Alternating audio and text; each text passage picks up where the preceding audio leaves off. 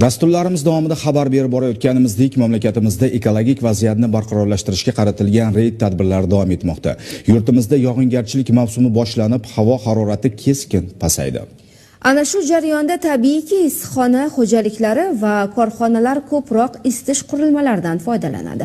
Ularning faoliyati ekologik talablarga javob beradimi? Muxbirimiz Toshkent viloyati Yangiyo'l shahridagi jarayonlar bilan mavzuni davom ettiradi.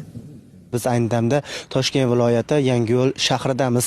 Ko'rib turganingizdek, ob-havo tumanli va aynan mana shu jarayonda baribir bilmaydi-ku, baribir tumanda bilinmaydi-ku deb mas'uliyatsizlik qiladigan tadbirkorlar soni ham ko'payadi. Ammo bugun tizim shunday raqamlashtirilganki, havoga chiqarilayotgan tutunda zararli moddalarning miqdorini 1 daqiqa ichida aniqlash mumkin. Issiqxona 20 sotix maydonda joylashgan bo'lib, fuqaro o'z xonadonida yakka tartibdagi tadbirkor sifatida bodring, pomidor kabi bir nechta turdagi sabzavotlarni yetishtirib kelmoqda. 20 yillik tajribasi davomida tadbirkor filtr uskunalarining farqiga ham borib qolgan. Ya'ni qo'lbola usuldagi filtrlar foyda bermasligini bilib, davlat standartlariga mos filtr uskunalarini olib kelgan. Tadbirkor bilan suhbatlasharkanmiz, maxsus changas filtrni sotib olib o'rnatishgacha umumiy 10 milliondan oshiqroq mablag' sarflangani ma'lum bo'ldi. Qo'yganimizdan keyin hech kimdan bir jaliba kelgani yo'q.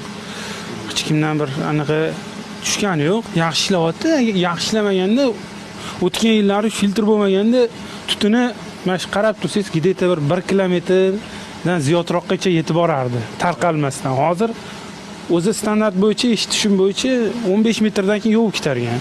Ishlayotgan filtr 80-85% ushlab qolsa, o'shanda 15-20 metrdan keyin yovib ketargan, tarqab ketargan. Bu o'zi anaqasi zahar asos chiqargan oltin gugurt kislotasi hisoblanadi. O'shani ushlab qoladi bu filtr. O'shani hisobiga yo'q, o'shani ushlab qolgandan keyin qolgani zararsiz bo'ladi. Navbatdagi manzil esa Yangiyo'l shahridagi Obod mahallasida joylashgan tadbirkorlik obyekti bo'ldi. 22 sotix maydondagi issiqxona xo'jaligi gul yetishtirishga ixtisoslashgan. Reyd jarayonlarining dastlabki kunlarida filtr qurilmalaridan foydalanmay faoliyat yuritib kelayotgani uchun jarima qo'llanilgan edi.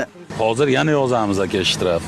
Hozir undan ko'ra aka filtrni qo'yib, masalan, aka mana shu ham yo'q edi. Shuni 25-yilga bir dana nima qilishdi? Ogohlantirishdi. 26-dan biz boshladik. Chaqirtirsak, zakazim ko'p dedi. Dekabr nechinchilarga keladi dedi. Keyin biz buni mana olgan bolalar bor edi. Telefonni yasab ichiga tiqib o'rganib, adnikatnoma ishladik.